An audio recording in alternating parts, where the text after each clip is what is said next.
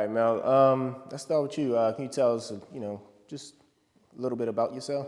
Yeah, born and raised Baltimore City.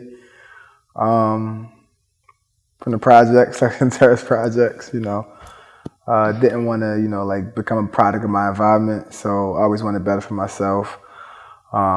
Sports kept me, like focused, kept me motivated, to push forward that in my family.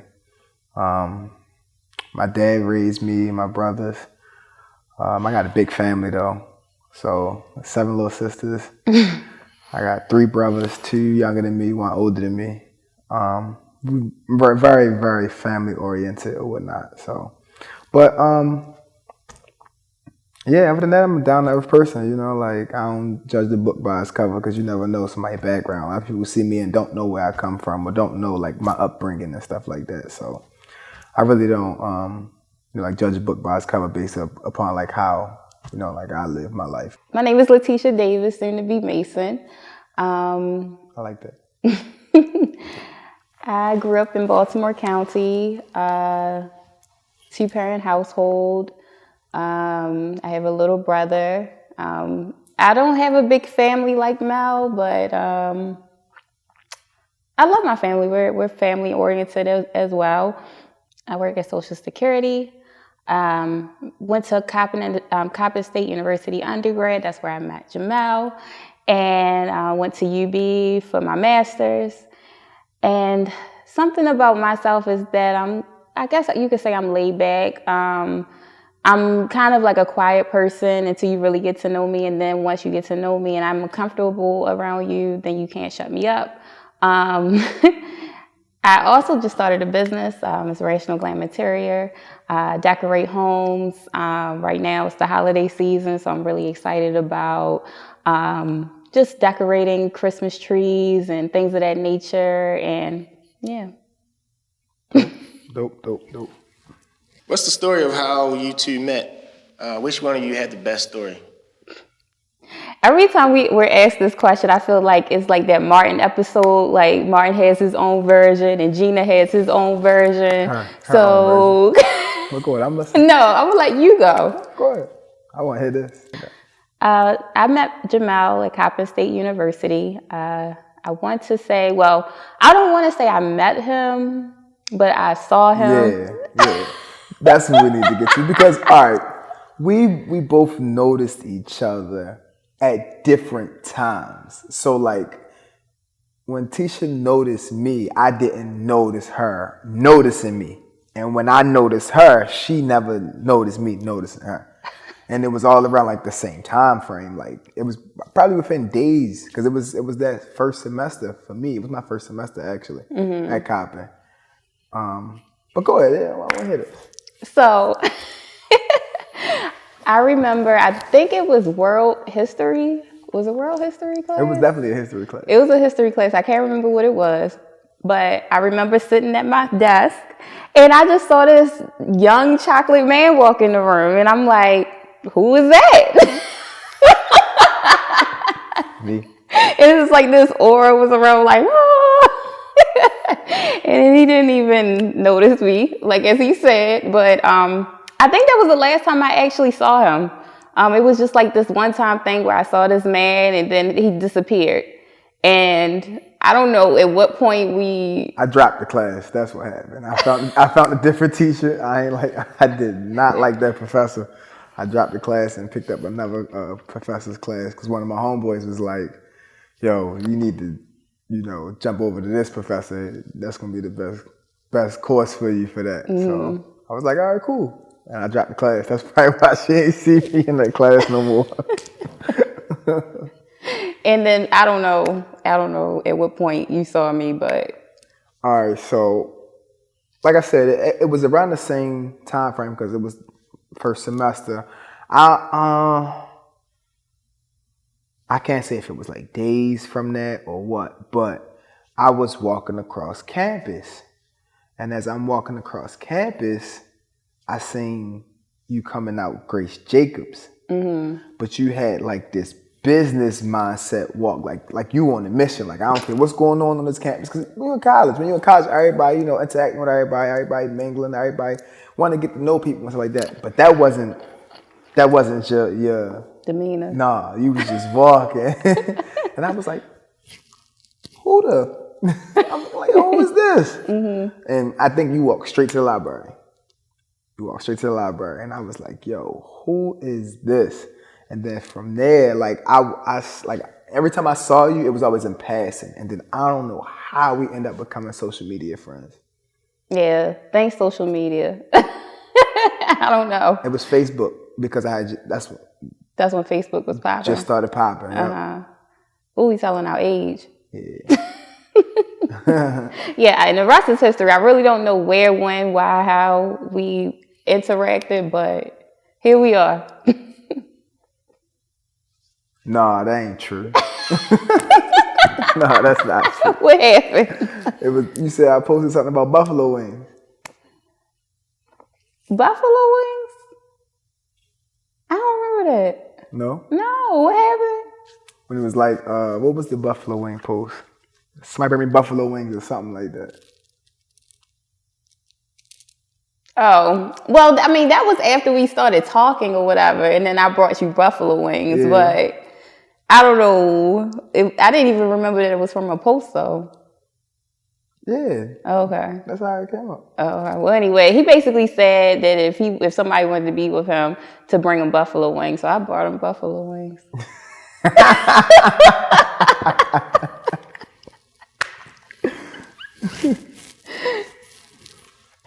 So we were dating on and off for years. I wouldn't even say dating. We were friends. Like, we were really, really good friends for a very long time. And Mel was just someone who was like a gentleman. He was respectable. He like accepted me, flaws and all. And he didn't have any ulterior motives. He was the one male friend that I could like truly trust. And that's why I guess I fell in love with him. So yeah, it was like I can't say it was an off and on thing, because we wasn't not really like dating or nothing like that. We were just always good friends, and we talked to each other about any and everything, and then it was just like, it'd be times where, in life, you just got different endeavors. So like, Tisha got real busy with like grad school, like, man, this when I was like very, very active with my fraternity. It was just a lot of stuff that was going on, where you just move forward in different endeavors or whatnot. And the last time, we rekindled, it was just like, this what we going to do with this? We ain't getting no younger. Yeah, we here again. What's up? Like, and that's when they went ahead and we just, got official. Mm-hmm. Got official. Something unique about Mal is that he's good at everything he does. Like, literally, I've never met anyone who is good at anything he tries the first time. It's kind of unfair. Like, when it comes to sports, cooking, just anything. Like, if you ask Mal to do something, he's going to do his best at it. And you're going to think that he did it before. So I think that's something unique that really stands out to me, and I hope that those genes are passed down to our children. I think that's the Capricorn in me, probably. Probably what that is. I wouldn't even say all that. It's Tisha's drive, her passion. Like, once she set her mind on something, she gonna go 1,000 at it. Like, for example, when she was in grad school, like at this time she was going to UB. I didn't live too far from UB, and it'd be nights where Tisha would be at UB, and then like we was just friends at that time that we didn't really talk to each other that much, but it'd be like nights where I'd be talking to Tisha and she walk into her car from UB, and because she parked like in the garage or something like that. Like, she's that passionate about something. Like when it was time to go at there. Like that second degree for her, like she, put our focus toward and went forward. Same with RGI, Rational Glam Interior. Like, she had this thing like, I wanna do this, I wanna do that. And we sat down and we discussed, potential business plans for RGI, and she been at it full throttle. And it's just like, it's her focus, her drive, like that drive to want to be great and want to be successful. Like, that's something that I value about you, like, to the fullest. Like, look at you, TikTok famous now. Like, you're up here going viral on TikTok, every post it seems like. So, and stuff like that. Like, yeah, it's definitely the passion and the drive. Thank you. I can't, like, if I had to say what made me realize that Tisha was the one for me, I can't pinpoint it on one particular thing. It's a number of different things. As we mentioned already, like, we have been friends, for a various long point in time. We originally met in 2009. We didn't get serious until 10 years after that. So like, just the relationship that we had in between time, and then, like, I don't ignore signs. We kept rekindling and coming back for a reason. And then, like, the communication, like, is same, like Tisha said, like, I'm not perfect. I know I'm not perfect. I have flaws, but Tisha never judged me based upon any of my flaws, and accepted me and loved me for who I am. It's stuff like that makes, your heart as a man grow fond of that person. The trust that she has in me. Like, it be times where me and my homeboys meet up, and we'd be out until like 3 and 4 in the morning. You know what I mean? Like, the average female would be upset and, what's going on? Like, you got to be out here doing this and doing that. But, Tisha understands and knows the friendship I got with my friends, and she know that, like, most of my homeboys are married, have significant others as well. We ain't doing nothing. We just out vibing, drinking, playing the game, like, stuff like that. Like, we ain't, you know what I'm saying? We chilling for the most part. We literally be on the basketball court shooting the basketball for $1 or something for hours. It'd be stuff like that we'd do. And, just the fact that Tisha just willing to accept, my lifestyle and, like, be a part of it and also help me grow. Like, she has helped me grow in a level that I have never had in my life before.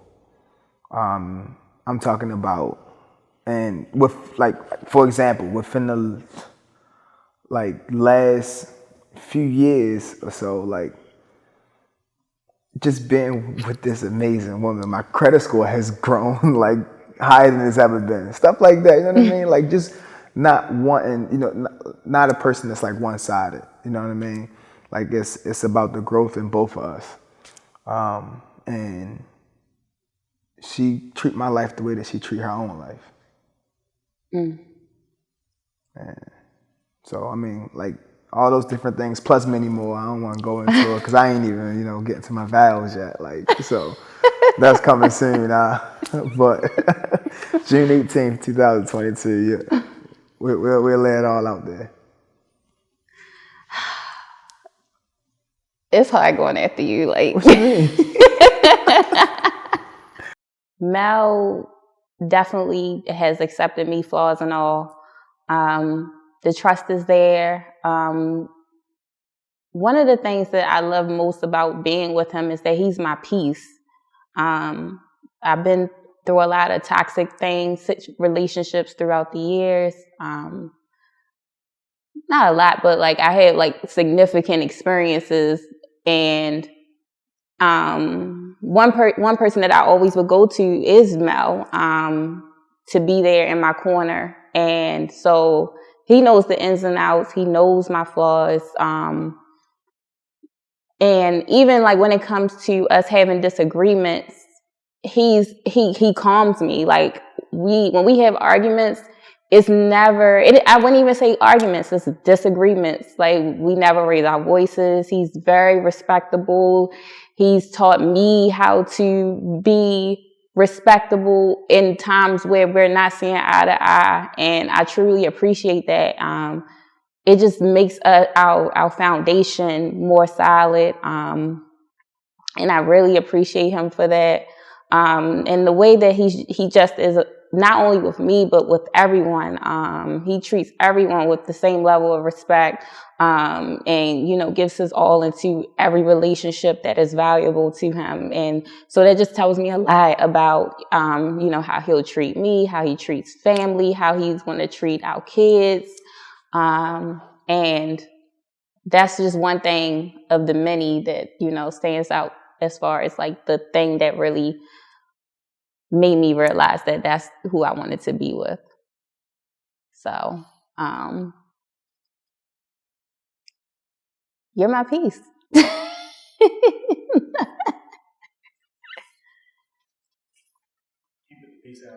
What happened at the proposal? Do you have any funny stories to go with that?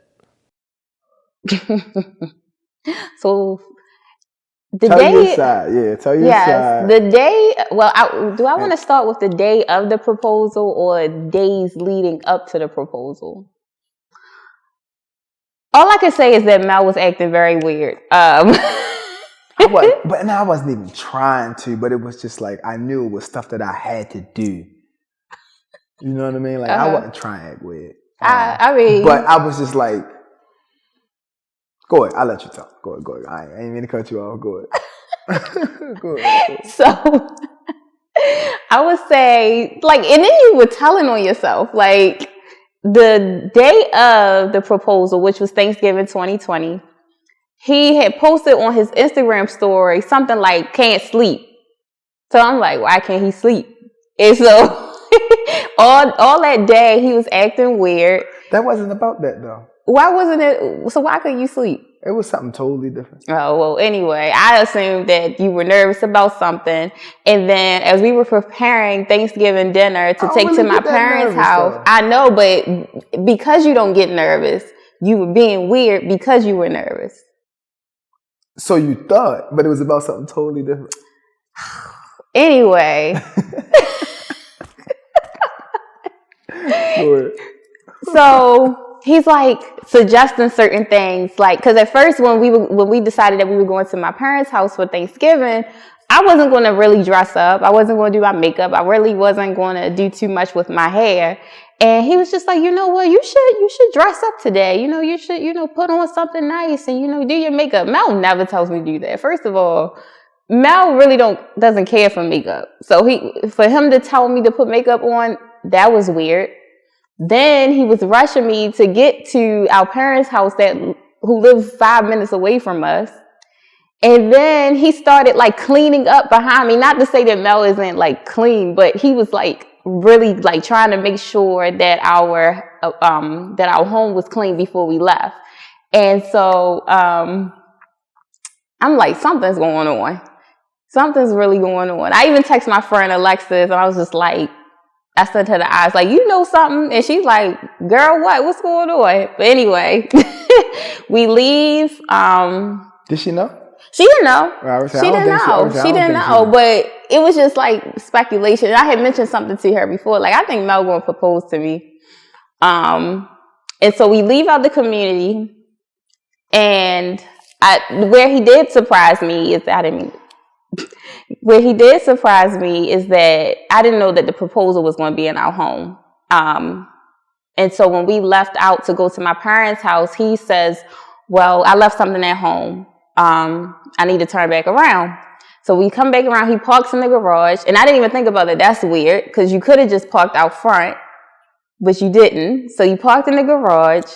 And you said that you was going to go run in and get something. And then I'm sitting in the car waiting. And about 5 minutes go by. And then you tell me, hey, I'm taking a little longer than I thought. Can you come in, please? And so I get out the car and I'm walking down the hallway. And I feel like a whole transition happened. Like I went from one dimension to another. I know that feeling. And when I opened the door up, there he was with family and friends surrounding the room. Yeah, so let me tell y'all the backstory of it all. Tell y'all my part. All right, so first and foremost, I already knew you had speculations, which didn't bother me because you can speculate all you want. You feel me? You can even know it's about to happen, but for it to happen in front of you is a whole different feeling. Right. So that's true. That I didn't, you know what I'm saying? I wasn't tripping off of, like trying to hide it from you 100% at all. I just wanted to go about it a different way. So, like Tisha said, we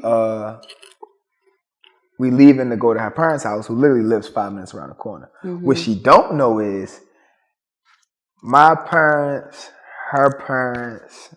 her cousin, her brother, my brothers, like I kept it close knit because this was peak of pandemic. We was only going to do close siblings. Like we was only going to do immediate family, parents, siblings. That's it, or whatnot. So everybody was literally in the AMC parking lot, just waiting for me to give the signal, like, when can we come in? I gave my brother the code to get in the apartment when we left out. I gave him my spare key, everything. So I'm like, I need you to just get everybody. When I say go for it, get everybody in the house, and then I'm gonna come back around there, and then I'm gonna come in there and give y'all instructions before Tisha even get back into the apartment. So we literally drive out of the garage, get around the corner before we about to get on the highway, and then I left something.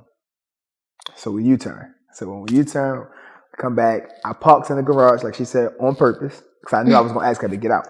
So I parked in the garage.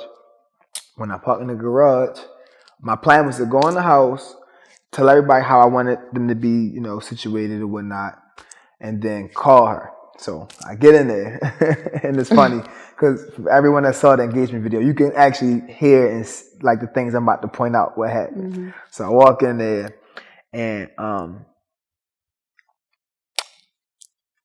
everybody looking at me all crazy, and I'm like, so I walk in, I'm like, all right, boom, this is what we're gonna do. I'm straight to business. Look, let's go ahead, let's get this is what's gonna happen, this, that, and the third. So as I'm telling everybody what to do, my dad holler, you don't want us to go in the room and then come out and say surprise? No, it's not like a surprise party. This is an engagement. Like, no, what are you doing? Like, no. I want you to stay right there. I want her to walk in and see everybody. I said, and if it ain't hit her before then, it's going to hit her right when she see everybody. So, and then my father had his hat on in my house. Who he always, when I say always growing up, it don't matter who it is, me, my homeboys, my uncles, whoever, anybody walk in his house with a hat on, he gonna tell you take it off because he believe in bad luck. Take your hat off in my house. You're making my house poor. That's what he gonna say. So he's sitting there telling me this, that, and the third about the engagement or what we should do. And I'm telling him, no, I already thought all of this out. And then he got his hat on in my house. So I say, and take your hat off in my house. And then he was like, you right, I'm sorry. And then probably like a minute go by, you can hear him tell my stepmother, like, why you didn't tell me I still have my hat on?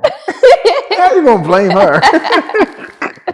So I called Tisha like, hey, look, I'm taking a little longer than I expected. Can you just turn the car and come in the house?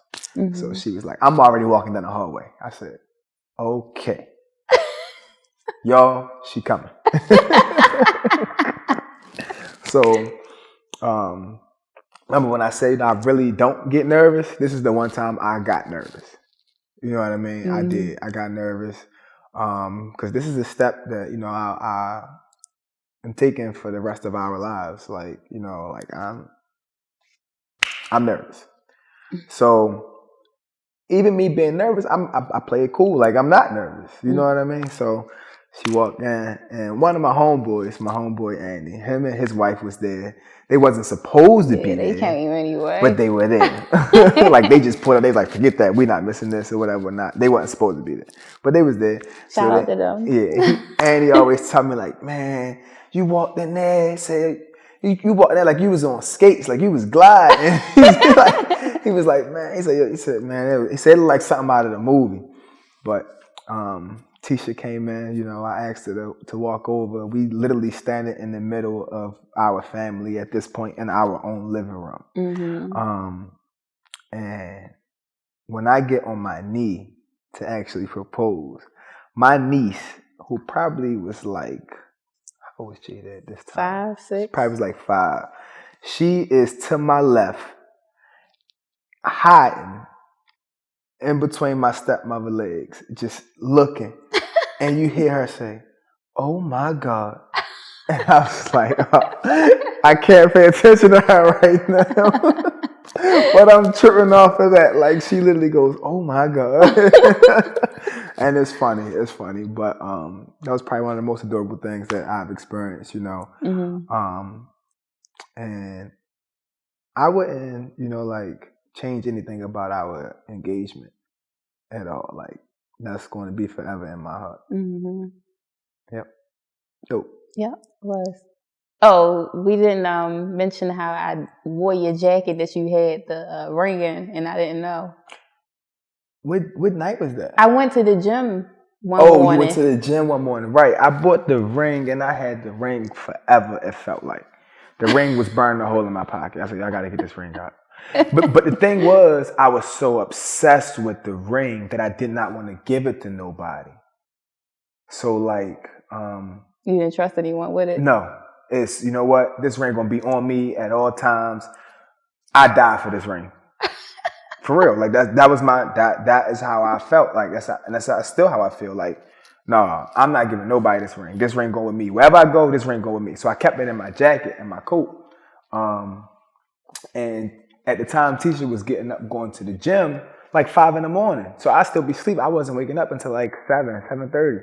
And I kept the ring in one of my coats, one of my jacket pockets.